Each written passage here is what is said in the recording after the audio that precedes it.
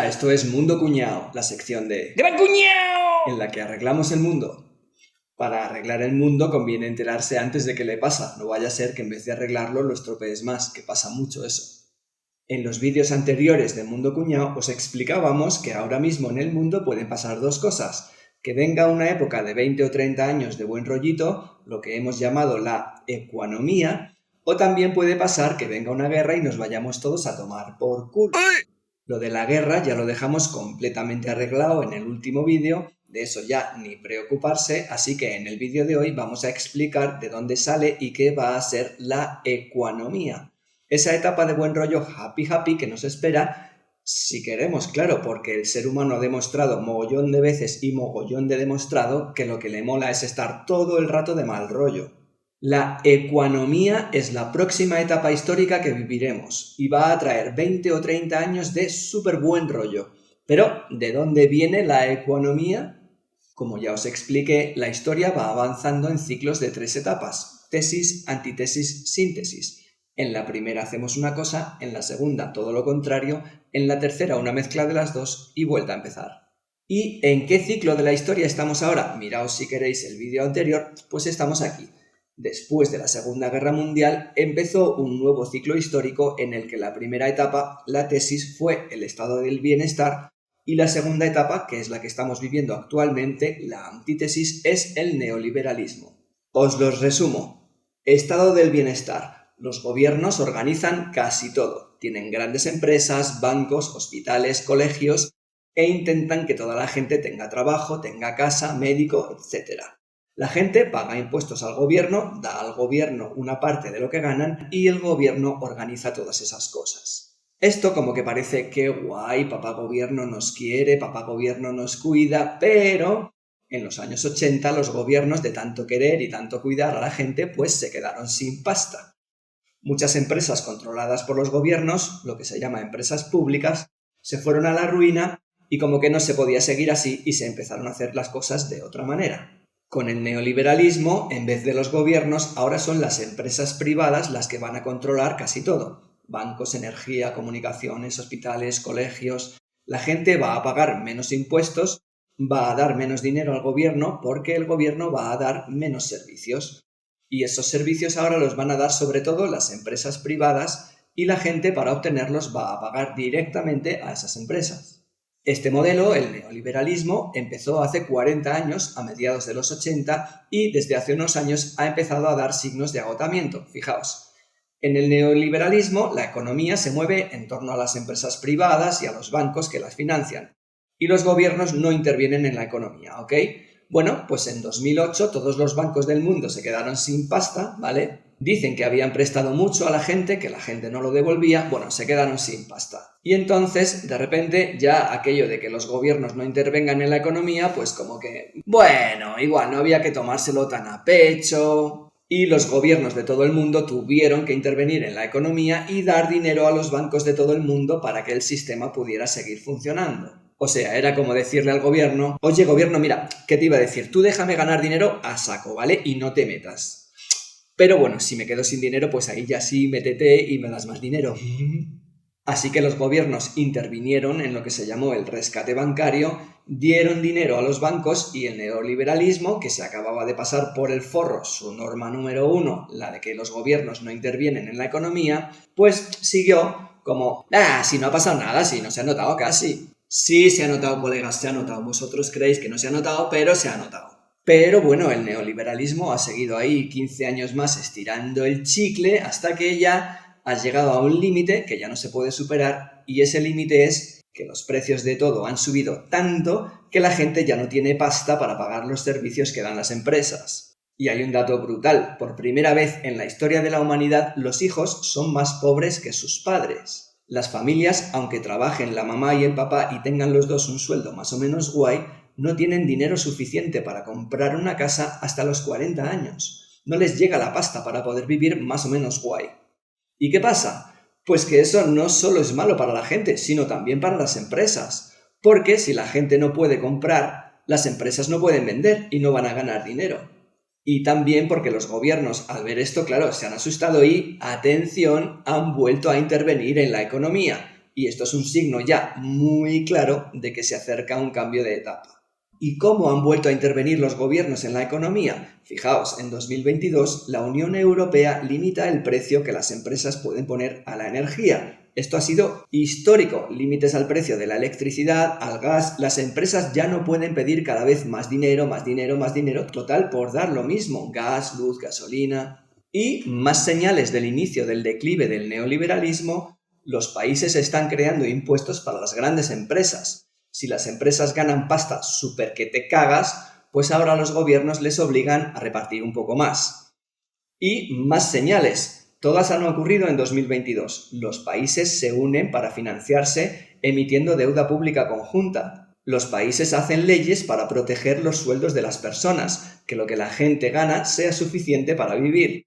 Y otra señal más está súper clara también, el fracaso tremendo también en 2022 en Reino Unido del gobierno de Liz Truss, que quiso aplicar medidas neoliberalistas y no duró el gobierno ni un mes. Así que ojo, que no os engañen, esto que os estoy explicando del fin del neoliberalismo no es una cuestión política, es el signo de los tiempos, es el ciclo histórico que estamos viviendo. Os lo he explicado desde la antigüedad, la Edad Media, el Renacimiento, que la historia va así, tesis, antítesis, síntesis, y ahora, os lo acabo de demostrar, toca cambio de etapa. Viene la síntesis, hablando en el ámbito de lo económico y de lo social, de cómo nos organizamos para vivir, viene la síntesis entre las dos etapas anteriores, entre el dominio de los gobiernos y el dominio de las empresas. La síntesis entre lo público y lo privado. Y esto es buenísimo. Es esa etapa de buen rollo mundial a la que hemos llamado ecuanomía. Espero que os guste el nombre. Una etapa de equilibrio, que es una palabra que me encanta, una etapa que está a punto de empezar y que puede ser la caña si lo sabemos llevar, ¿vale? Si lo sabemos llevar y no empezamos a aguantar viva con la mano abierta, porque en estos cambios de etapa siempre hay bronca, ¿sabéis? Los que les molaba lo que había no quieren que se acabe, los que les mola lo nuevo no quieren esperar a que empiece y al final siempre se lía parda oscuro. Por eso, a ver, hay cosas que conviene entender. El neoliberalismo, el poder de las empresas privadas no va a morir, no va a desaparecer, igual que no murió el estado del bienestar. Lo que va a pasar es que los dos modelos van a tener que funcionar en un equilibrio como de buen rollito sin pasarse tirando a muerte cada uno para su saco, porque eso ya se ha visto que al principio cuela, pero al final, a los 30 o 40 años, se pasa de rosca. A esta nueva etapa de equilibrio le hemos llamado ecuanomía y se apoya en el buen rollo, no en que estemos todos de acuerdo, porque eso es imposible, sino en que estemos todos a gusto. Los que estamos de acuerdo en una cosa con los que están de acuerdo con la otra. Que el que tiene más pasta pueda comprar cosas lujosas y el que tenga menos pasta pueda comprar cosas necesarias, que aunque no sean tan caras, que sean buenas y que se puedan comprar sin arruinarse vivo. Dicho a lo gran cuñado, estar todos a gusto no significa estar tú solo a gusto, sino que los demás estén a gusto también. Esto se comprende con una sencilla fórmula. Todos igual a tú más los demás. Sí, que parece muy básico. Se abre corchetes. Es muy básico. Se cierra corchetes. Ya, pero es que alguno aún no lo ha pillado, ¿sabes? Y súper importante también, si tú estás de buen rollo, pero de repente te da mal rollo ver que el otro está de buen rollo también, entonces tú tienes muy mal rollo. Y esto se comprende con una fórmula muy sencilla también, buen rollo más buen rollo igual a súper buen rollo. Y el buen rollo va de equilibrio, ¿ok? Ahora, en lo económico y social, en la forma en que organizamos nuestras vidas, toca equilibrio, toca ecuanomía. ¿Qué pasa? Que al neoliberalismo, que lo que le va a tocar ahora es ceder terreno, pues claro, este panorama no le mola una mierda, como es normal. Y lo que va a hacer es estirar aún más el chicle ahí hasta que le explote en la cara. A ver, que el chicle ya nos ha explotado. Ya explotó en la crisis de 2008, cuando quebraron todos los bancos de todo el mundo y tuvieron que rescatarlos todos los gobiernos de todo el mundo con el dinero de la peña. Ahí ya se empezó a estirar el chicle a saco y se ha seguido mascando ahí hasta que ya en 2022 se ha visto como que no da para más. Y lo seguiremos estirando, ¿eh? Pero bueno, más pronto que tarde, atención, líderes políticos, que aquí viene el trucazo gran cuñado, más pronto que tarde la economía y la política basada en el libre mercado, en el poder de las empresas privadas, se va a tener que reinventar. Pero ¿cómo se va a reinventar? ¿Cómo va a cambiar su esencia? Si la empresa privada, la creación de riqueza, el crecimiento económico son la esencia del neoliberalismo y de las políticas que lo defienden, lo que se suele llamar políticas conservadoras o neoconservadoras. ¿Cómo van a cambiar lo que son? ¿Dejarían de existir? Si es que es normal que quieran estirar el chicle, claro, es que no quieren morir, es que nunca se ha visto una tendencia política que cambie su esencia. Pero ¿cómo que no, cuñado? Que sí se ha visto, hombre, claro que se ha visto, ¿cómo no se ha visto?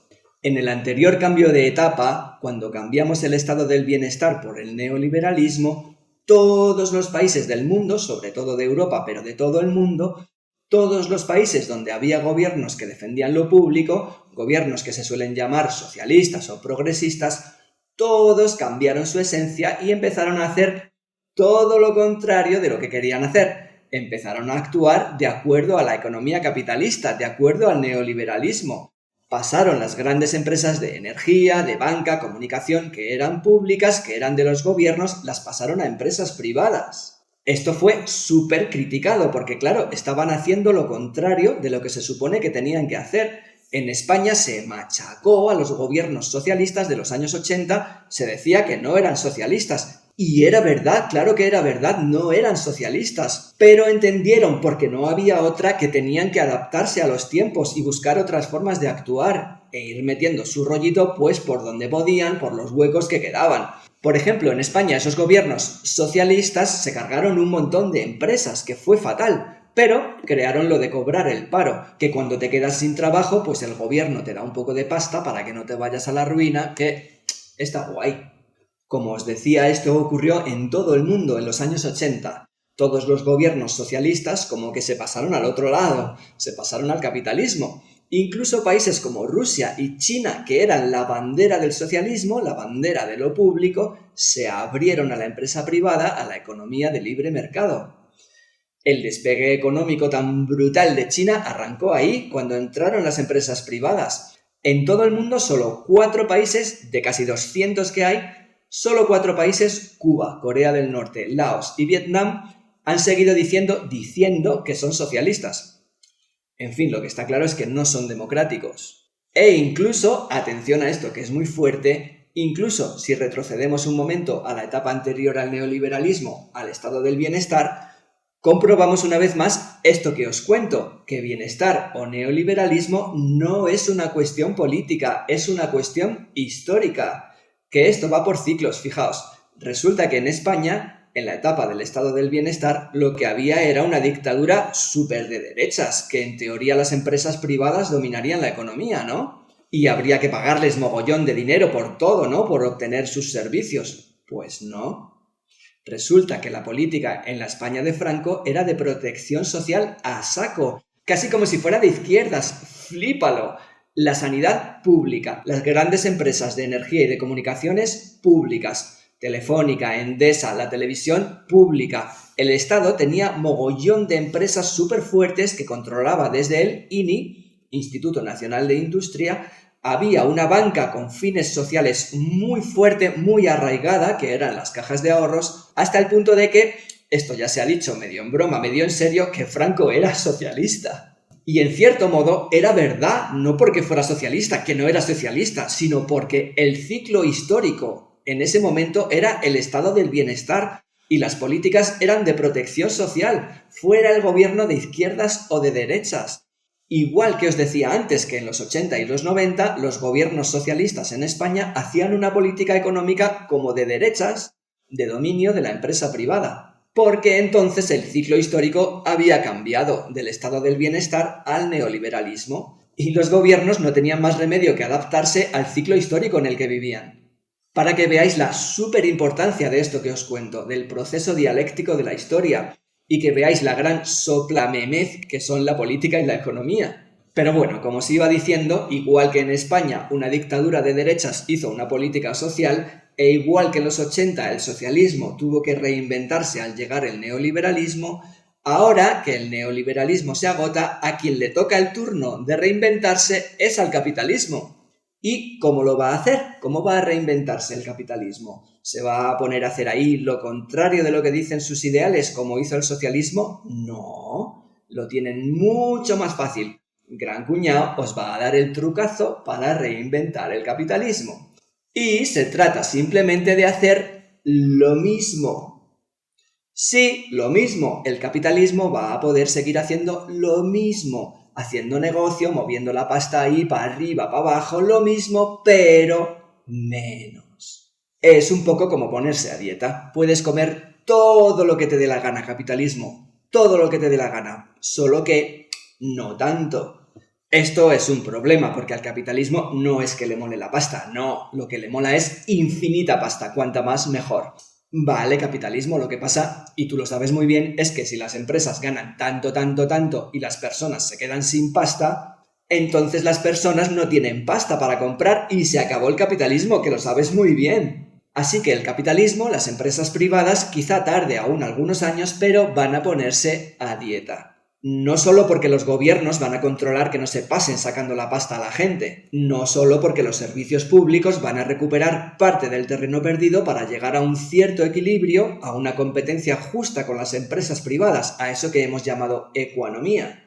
No solo por eso, sino por algo mucho más importante, y es que la economía mundial, ya no solo el capitalismo, sino toda la actividad humana, toda la productividad humana ha crecido demasiado. Más que demasiado, ha crecido todo lo que podía crecer y ya no puede crecer más. Ha pasado el límite de lo sostenible y ha llegado el momento en que, para poder mantenerse, debe empezar a decrecer. Y esto va a marcar la nueva etapa que comienza en la economía mundial, va a marcar a la economía. Se llama decrecimiento y es imparable también. Esto va a empezar en serio, el decrecimiento de la economía mundial va a empezar en serio desde ya, desde el momento presente. Pero esto se veía venir ya desde hace 50 años. ¿Sabéis? El MIT, el Instituto de Tecnología de Massachusetts, la mayor macrogranja de empollones del mundo, de ahí han salido más de 30 premios Nobel. Se abre corchetes. Y seguramente habrían salido muchos más si los premios Nobel premiasen igual a las mujeres que a los hombres. Se cierra corchetes. Bueno, pues hace más de 50 años, en 1972, el MIT ya publicó un estudio titulado Los límites del crecimiento, que básicamente decía lo siguiente: colegas, esto es un mundo limitado, ¿ok? Así que la economía no puede crecer sin límite. Firmado los empollones del MIT. Punto, chimpún. ¿Hace falta decir más? Pues sí, claro que hace falta. El decrecimiento es el único futuro para la humanidad y para el mundo. Y como en Gran Cuñado nos dedicamos a eso, nos dedicamos a arreglar el mundo, pues es súper importante que nos enteremos de cómo funciona esto del decrecimiento, porque si no, a ver si en vez de arreglar el mundo lo que vamos a hacer es estropearlo más, que pasa mucho eso. Así que el próximo vídeo de Mundo Cuñado estará dedicado al decrecimiento. Chao, os quiero, colegas.